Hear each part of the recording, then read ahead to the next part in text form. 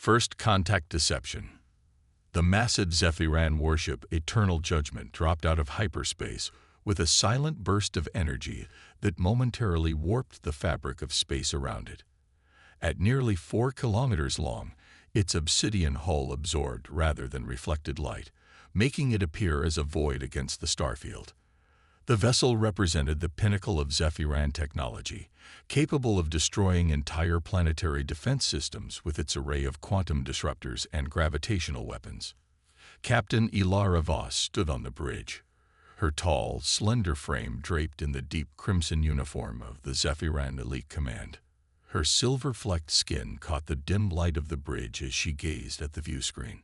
There it was, Earth, a blue-green marble suspended in the darkness, seemingly unremarkable among the thousands of worlds the Empire had cataloged, surveyed, and ultimately subjugated. Primitive but surprisingly resilient, Science Officer Thorne remarked, joining her at the viewscreen. The short, stocky officer's translucent fingers danced across his data terminal. They've only achieved rudimentary space travel within their own system. No FTL capabilities, no significant orbital defenses, approximately 300 years into their industrial age. And yet there's something different about this species, Captain Voss replied, her voice barely above a whisper. The reconnaissance probes have been monitoring their communications for decades. Their wars, their art, their rapid technological advancement. It doesn't follow the standard development patterns. The High Command believes they could be dangerous if left unchecked. Thorne added, his 4 eyes blinking in sequence. That's why we're here, after all. Standard protocol, assessment, contact, and integration, or neutralization. Voss nodded slowly, her platinum hair shifting with the movement. The Zephyran Empire had spent millennia expanding through the galaxy, bringing countless civilizations into its fold. Some joined willingly, seeing the benefits of imperial protection and technology. Others required more persuasive measures. Humans would be no different. Prepare the diplomatic vessel, she ordered. I'll lead the delegation myself. 3 days later, the Imperial diplomatic shuttle docked with the orbital station positioned between Earth and its moon. By Zephyran standards, the structure was primitive, a collection of interconnected modules with minimal defense capabilities. But for humans, it represented their crowning achievement in space engineering. Captain Voss led her delegation of 12 officers into the station, their crimson uniforms stark against the white interior of the human facility. Each officer carried ceremonial weapons, an ancient tradition for first contact scenarios, while hidden disruptors remained concealed beneath their uniforms, standard procedure when dealing with unpredictable species. They were escorted to a conference room by human security personnel who seemed remarkably calm in the presence of aliens. Voss had expected awe, fear, or at least nervousness. Instead, these humans carried themselves with quiet confidence, as if meeting extraterrestrial visitors was routine. The conference room door slid open to reveal a solitary figure standing at the far end of a long table. Commander Sarah Chen wore a simple navy blue uniform with minimal insignias. She was shorter than most Zephyrans, with alert dark eyes and short black hair. What struck Voss immediately was the woman's posture, relaxed yet attentive, like a predator at rest. "Welcome to the Sol system, Captain Voss," Commander Chen said in perfect Zephyran, her pronunciation flawless. "We've been expecting you." The delegation froze. The Imperial linguist who had prepared to facilitate communication closed his mouth in shock. Captain Voss concealed her surprise behind a mask of diplomatic neutrality. "You speak our language," she stated, maintaining her composure. Commander Chen smiled slightly. "We do. We've studied your empire for quite some time. Your culture, technology, military capabilities, expansion patterns, and of course, your languages." "Impossible," said Science Officer Thorne, stepping forward. "Your world has been under observation. You have no interstellar capability, no means to have encountered our people or learned our language." "That's what we wanted you to believe," Chen replied, her smile never wavering. She reached inside her uniform jacket and removed a small crystalline data drive, sliding it across the table. Consider this a demonstration of our sincerity. Thorne picked up the crystal and inserted it into his analyzer. His 4 eyes widened as he scanned the contents. "Captain," he whispered, "these are detailed schematics of our primary defense systems. Shield frequencies, weapons configurations, hyperspace detection arrays. Information that should be impossible for them to possess." The room fell silent as the implications became clear. If humans had this intelligence, what else did they know? And more importantly, how had they acquired it? Captain Voss studied Commander Chen carefully. "Why share this with us?" "To avoid misunderstandings," Chen replied calmly. "Your empire has a standard protocol for encountering pre-FTL civilizations: assessment, contact, integration as a client state, or neutralization if resistance exceeds acceptable parameters." She folded her hands on the table. "I'm clarifying that none of those outcomes will be occurring here." "Are you threatening the Zephyran Empire?" asked Security Chief Malk, his hand moving subtly toward his concealed disruptor. Commander Chen didn't flinch. "Not at all. I'm simply establishing parameters for our relationship moving forward. Earth will remain independent." Captain Voss took a seat across from the human, her mind racing to recalibrate the encounter. "You must understand our position, Commander. The Zephyran Empire spans over 20,000 star systems. We've brought stability and advancement to countless worlds." "Through subjugation," Chen noted. "Through order," Voss countered. "The galaxy is filled with dangers your species cannot comprehend. The protection of the Empire isn't necessary for us," Chen interrupted. "We've managed quite well on our own." The meeting continued for another hour, with the humans demonstrating knowledge they shouldn't possess and making their intentions absolutely clear. As they prepared to leave, Commander Chen escorted them back toward the docking bay. "One final thing, Captain," Chen said, stopping near the airlock. Her earlier diplomatic smile had vanished, replaced by an expression of solemn warning. "A piece of advice. Yes, you should leave this system and never return." Chen's voice had dropped to barely above a whisper. "It would be better for everyone, especially your people." She left them then, her words hanging in the air like a silent alarm. As the delegation returned to their shuttle, Captain Voss couldn't shake the feeling that something had gone terribly wrong with what should have been a routine first contact mission. Back aboard the Eternal Judgment, Chief Scientist Narek moved his 6-fingered hands through the holographic display, expanding the image of human cellular structure. The laboratory buzzed with activity as dozens of scientists worked around the clock, analyzing the biological samples they had secretly collected during the space station visit. "This makes no sense," Narek muttered, running the analysis again. The results remained unchanged. Captain Voss entered the laboratory, her face showing the strain of sleepless nights. "Tell me you have something, Chief Scientist." Narek gestured to the display. "Their biology defies conventional categorization, Captain. Look at these cellular repair mechanisms. Humans can survive conditions that would kill most sentient species. They heal at remarkable rates." He pulled up another display showing environmental tolerances. "They can function in temperature ranges that would incapacitate Zephyran citizens. They can survive with minimal oxygen, go days without water, weeks without food. Many species have impressive survival capabilities," Voss noted.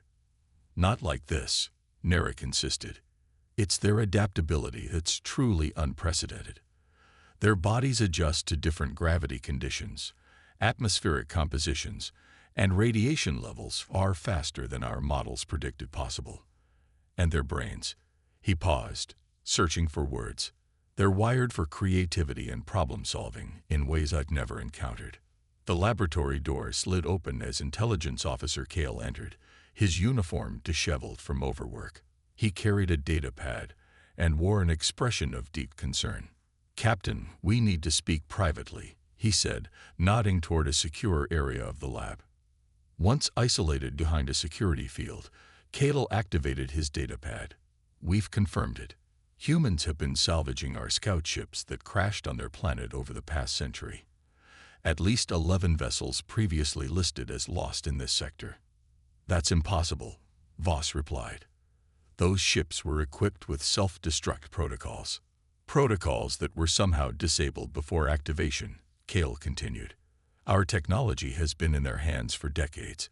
Based on intercepted communications we've decrypted, they've reverse-engineered elements of our propulsion systems, weapons, and shielding technology.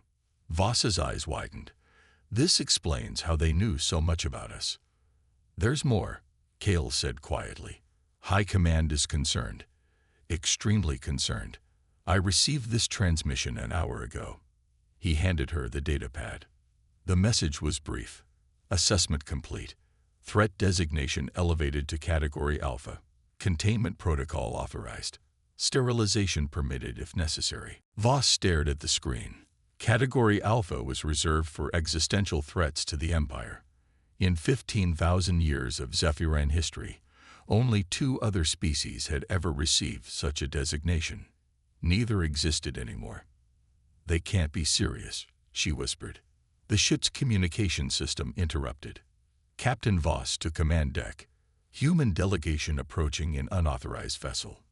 Voss handed the pad back to Kale. This isn't over. She strode toward the bridge, her mind racing with possibilities. None of them good. When she arrived at the command deck, the main view screen showed a small, sleek vessel approaching the Eternal Judgment. Unlike the bulky human ships they'd observed previously, this craft moved with unnatural precision, its hull composed of material their sensors couldn't identify. They're hailing us, the communications officer reported. On screen, Voss ordered. Commander Chen's face appeared, but her earlier diplomatic demeanor had vanished. Captain Voss, I understand your empire has classified us as a Category Alpha threat and authorized containment protocols. Voss felt a chill run down her spine. There was no way humans could know this unless. You've infiltrated our communications, she stated. Chen didn't bother denying it. We've been monitoring your transmissions since you entered our system. We know the Zephyran High Command has authorized our extinction if deemed necessary. Then you understand the severity of your situation, Voss replied, attempting to regain control of the conversation. Your species has been developing technology beyond its natural progression using stolen Imperial property. That alone is punishable. We didn't steal anything, Chen interrupted. We salvaged what you carelessly left on our planet. Throughout history, humans have excelled at learning from others' mistakes. She leaned closer to the screen. Let me be clear, Captain. We've given you every opportunity to recognize us as equals and leave peacefully. That opportunity expires in 1 hour. Is that a threat, Commander? Voss asked, her voice steady despite her growing concern. It's a deadline, Chen replied before terminating the communication. The command deck erupted into activity as officers analyzed the human vessel, prepared defense systems, and awaited orders. Their ship has no weapons that our sensors can detect, reported the tactical officer. It appears to be a diplomatic vessel. Don't underestimate them, Voss warned. Prepare all defense systems, but take no aggressive action. She turned to her first officer. Contact High Command. Inform them of this development and request clarification of orders. As the crew carried out her commands, Voss stared at the small human vessel on the view screen. Something wasn't right. The humans knew too much, acted too confidently for a species facing an Imperial warship capable of reducing their planet to ash. Captain, called the sensor officer, his voice tinged with alarm. I'm detecting energy signatures activating throughout the solar system. They were concealed until now. Show me, Voss ordered. The view screen shifted to display the solar system map. Hundreds of energy signatures were appearing, in orbit around Earth, hidden among asteroids, concealed on moons and planets throughout the system. A defensive network that had somehow remained completely invisible to their advanced sensors until now. Impossible, whispered Science Officer Thorne beside her. These readings suggest technology at or exceeding our own. Captain Voss's blood ran cold as the realization dawned. The humans hadn't been primitive at all. They had been waiting, and the Zephyran Empire had just walked into a trap. The reckoning. The Eternal Judgment's bridge had fallen silent as the crew stared at the viewscreen in disbelief. What had initially appeared to be a primitive solar system was now revealed as a sophisticated defensive network. Hidden weapons platforms, cloaked satellites, and energy signatures suggesting technology beyond anything they had expected from humanity were lighting up their sensors. "Status report," Captain Voss demanded, her voice cutting through the tension. "We're detecting over 300 defensive installations throughout the system." The tactical officer responded, his fingers flying over the control panel. "Multiple weapon types, including several our systems cannot identify. Our shields would not withstand a coordinated attack." "That's not possible," Science Officer Thorne insisted. "We've been monitoring Earth for decades. Their technological development has been extensively documented." "Evidently," Voss replied coldly, "our intelligence was flawed." The communications array chimed. "Incoming transmission from Zephyran High Command, Captain. Route it to my private terminal." Voss moved to the side of the bridge, activating the secure channel. Supreme Commander Droth's stern face appeared on the screen. "Other empires?" Voss questioned. There was a pause before Chen replied. "Yours is the third galactic power to discover Earth. The previous two chose aggression over coexistence. They no longer exist as cohesive civilizations." The implication sent a chill through the bridge. There were no records of fallen galactic empires in recent Zephyran history.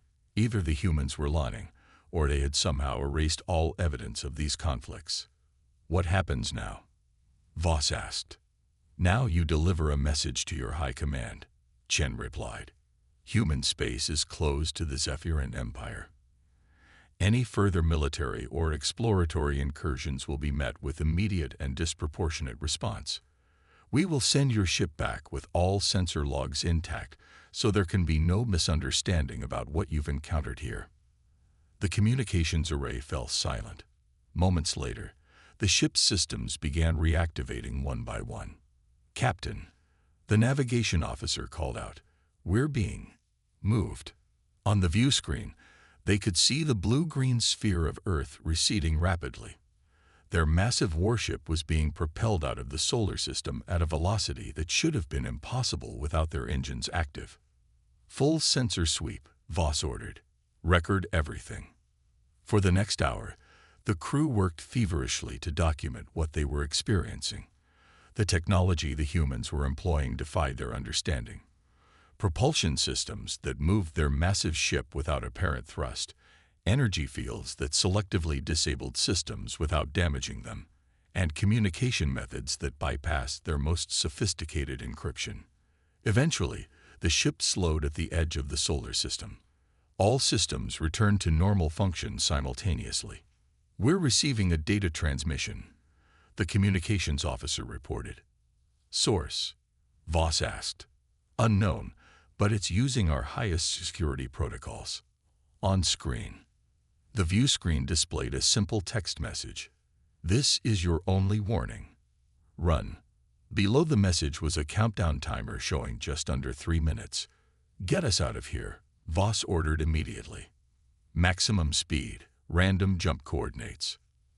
The navigation officer didn't question the command. Within moments, the massive warship engaged its hyperspace engines, tearing a hole in the fabric of space-time and disappearing in a flash of energy. They were barely clear of the system when the sensors registered a massive energy surge behind them, a surge that rippled through hyperspace itself, nearly destabilizing their jump field. When they emerged from hyperspace hours later, the ship's sensors confirmed what Voss had suspected. The humans had collapsed the hyperspace access point to their entire solar system. In the privacy of her quarters, Captain Voss prepared her report for High Command. She reviewed the sensor logs, the recorded conversations, the terrifying implications of what they had discovered. Humanity was not merely a rising primitive species. They were an established power that had been deliberately hiding their true capabilities. They had technology that matched or exceeded the Empire's in many areas. They had spread beyond their homeworld in secret. Most disturbingly, they claimed to have already confronted and defeated other galactic civilizations. Her terminal chimed, interrupting her thoughts. "Captain," Science Officer Thorne's voice came through. "You need to see this immediately." "I'll be right there." In the science lab, Thorne and his team had been analyzing the final data burst transmitted before the humans sealed their system. "We've decrypted part of the transmission," Thorne explained. "It contains historical records, their perspective on first contact with other species." The holographic display activated, showing what appeared to be historical footage of enormous crystalline ships approaching Earth. The footage shifted to scenes of devastation as cities burned and strange energy weapons fired from orbit. Then came images of humans fighting back with increasingly sophisticated weapons, eventually driving the crystalline ships from their system. A second historical record showed contact with a different alien species, beings that seemed to be composed of interwoven energy patterns. Again, there was conflict, and again the humans emerged victorious, but at great cost. "These records appear authentic," Thorne said quietly. "If they're to be believed, humans have been engaging with interstellar civilizations for over 2 centuries. They've been concealing their true nature from the galaxy all this time. But why?" Voss wondered aloud. "Why maintain the deception for so long?" The final decrypted file provided an answer, a speech given by a human leader from decades earlier. "The galaxy has proven hostile to our existence. 2 empires have discovered us, and twice they have attempted to subjugate or destroy humanity. Twice we have prevailed, but at terrible cost.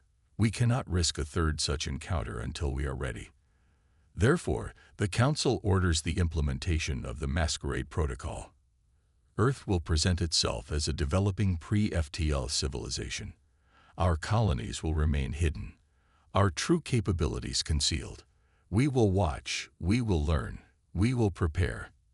And when the next empire comes, as it inevitably will, we will be ready." The recording ended, leaving the lab in silence. "They've been preparing for us specifically," Voss finally said. "For generations." 3 weeks later, Captain Voss stood before the Zephyran High Council, the 9 most powerful leaders of the Empire arrayed in a semicircle before her. She had spent the journey back rehearsing this moment, knowing that her report would determine the Empire's response to humanity. "The evidence is conclusive," she stated firmly.